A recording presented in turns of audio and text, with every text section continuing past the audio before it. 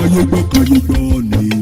Ìròyìn Kayegbo, ìròyìn Kayegbo, ìròyìn Kayegbo, ìròyìn Kayegbo, ẹ jẹ́ a jọ gbọ́ ìròyìn. Ẹ kú dédé àsìkò yìí ní gbogbo ibi tí ẹ ti ń gbọ́ mi. Ìròyìn Kayegbo òun mo mú wá sétí ìgbọ̀yìn láti ìkànnì Jígí Alára. Orúkọ mi ni Olúwafúnmiláyọ̀ Adéṣẹwọ́. Ṣáájú ẹgbẹ́ kókó tó wà nínú ìròyìn yìí. Ọkùnrin ọdún 42 ti wà ní agodo àwọn ọlọ́pàá lórí ẹ̀sùn pé ó fipá bá ọmọ ọdún 9 ní àjọṣepọ̀. Wọ́n ti gbé ọkùnrin Èkìtì kan lọ sí ilé ẹjọ́ lórí ẹ̀sùn pé ó gbẹ̀mí olùlàjà kan nígbà tí ó ń làjà. Wọ́n dáná sun ọkùnrin kan nígbà tí àwọn jàǹdùkú ya bo ọ́fíìsì àwọn fìjìláńtẹ́ ní ìpínlẹ̀ Anambra. Ọwọ́ tẹ ọkùnrin kan lórí ẹ̀sùn pé ó gbìyànjú láti fipá bá ìyàwó alábàágbélé rẹ̀ tó lóyún ní àjọṣepọ̀. Ọkùnrin kan ti gba ìdájọ́ ẹ̀wọ̀n gbére nítorí tí ó ń fi fọ́nrán ìbálòpọ̀ hàn ọmọ léńjeléńje tí ó sì tún ṣe kò tọ́ pẹ̀lú rẹ̀. Ẹ jẹ́ kí a dé òkè lọ́hùn fún ìpolówó ọjà.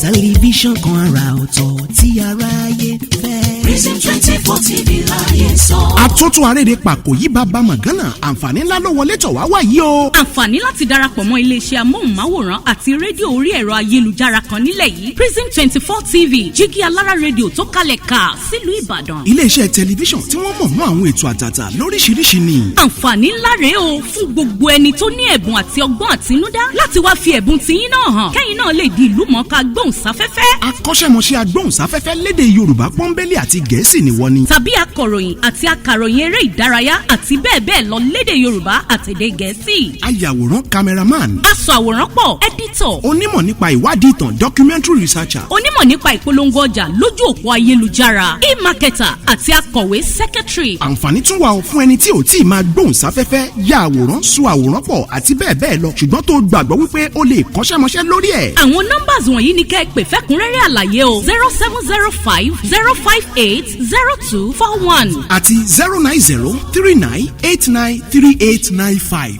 tàbí kẹ́ WhatsApp nìkan sórí +1347 285 7401. lórí Facebook, Instagram àti Twitter ẹ kàn sí @prism24 TV. Wá lo ẹ̀bùn tiẹ̀ náà níbi táyé ó ti gbà ọ́ ní Prism 24 TV Jígí Alára rédíò a máa retí yín o. Prison 24 TV Jígí Alára rédíò ní gbogbo àwọn tó dámọ̀ ń gbọ́. Prison 24 TV Jígí Alára rédíò ní gbogbo àwọn tó dámọ̀ ń sọ. Tẹlifíṣàn kan àrà ọ̀tọ̀ tí aráyé ń fẹ́. Prison 24 TV láyé sọ. Ó ti akájọ tẹ̀ síbi táyé ti tẹ̀ sí ó yá. Prison 24 TV láyé sọ. Ẹ káàbọ̀ padà láti òkè lọ́hùn. Ìròyìn ọ̀hún rèé lẹ́kùnrẹ́rẹ́.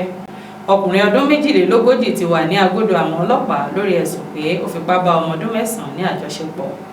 Iléeṣẹ́ ọlọ́pàá ti ìpínlẹ̀ Adamawa ti mú ọkùnrin ẹni ọdún 42 kan Awon Shaib fún ẹ̀sùn pé ó fipá bá ọmọdébìnrin rẹ̀ ọmọ ọdún 9 ní àjọṣepọ̀ ní ìjọba ìbílẹ̀ Kabak Mubi South ní ìpínlẹ̀ náà.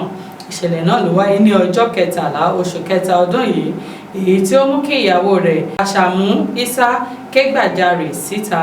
Alukoro fún iléeṣẹ́ ọlọ́pàá Yahya Sulaiman fìdí ìṣẹ̀lẹ̀ náà múlẹ̀ tí ó sì ní ọkùnrin náà ti wà ní àgọ́ àwọn báyìí. Sulaiman ní àwọn yóò mójú ọkùnrin ọ̀hún ba ilé ẹjọ́ nígbà tí ìwádìí àwọn bá parí.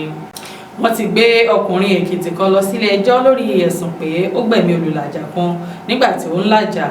Ilé-ẹjọ́ májísírèètì kan tó kalẹ̀ sí ìpínlẹ̀ Èkìtì ni ó ti rán ọ̀gbẹ́ni kan ẹni ọdún 55 Tajudeen Ọlálẹ́yẹ tí ó wà ní ọgbà ẹ̀wọ̀n Adó-Èkìtì lórí ẹ̀sùn ìpànìyàn.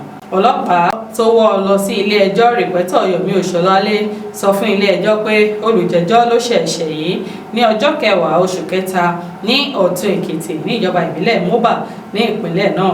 Òṣọlálé ní olùjẹ́jọ́ ló gbẹ̀mí obìnrin kan Rasaki Taibat.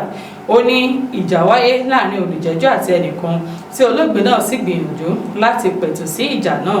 Láàrin rẹ̀ ni olùjẹ́jọ́ ti gún un ní ìgò tí ó sì gba ibẹ̀ gbẹ́mìí mì tí ó sì ní ó jẹ̀bi ẹ̀sùn náà lábẹ́ òfin ti ìpínlẹ̀ Èkìtì ti ọdún 2012 èyí tó ń rí sí ìwà ọ̀daràn. Adájọ́ ilé-ẹjọ́ májísírèètì náà Olúbùnmi Bámidélé wá ní kí wọ́n dá a padà sẹ́wọ̀n tó wá sún ìgbẹ́jọ́ rẹ̀ sí ọjọ́ 25 oṣù kẹrin ọdún yìí. wọ́n dáná sun ọkùnrin kan nígbà tí àwọn jàǹdùkú ya bo ọ́fíìsì àwọn fìjìláńtẹ́ ní ìpínlẹ̀ Anambra. Àwọn jàǹdùkú tí wọn kò tí ì mọ̀ ní ọjọ́bọ̀ Thursday ya bo ọ́fíìsì fìjìláńtẹ́ ti ìpínlẹ̀ Anambra ní Amichi ní ìjọba ìbílẹ̀ Nnewi South ní ìpínlẹ̀ náà.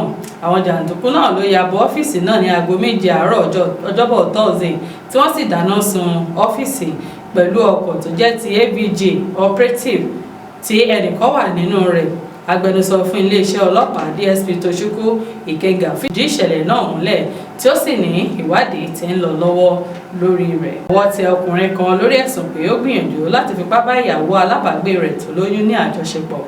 Ọkùnrin ẹni ọdún 26 tí wọ́n pè ní Usman Bube ni wọ́n ti mú fún ẹ̀sùn pé ó gbìyànjú láti fipá bá ìyàwó alábàágbé rẹ̀ tó lóyún ní àjọṣepọ̀ ní Ọ̀gátàlò Fúlàní Camp ní agbègbè Ìmàlà ní ìpínlẹ̀ Ògùn.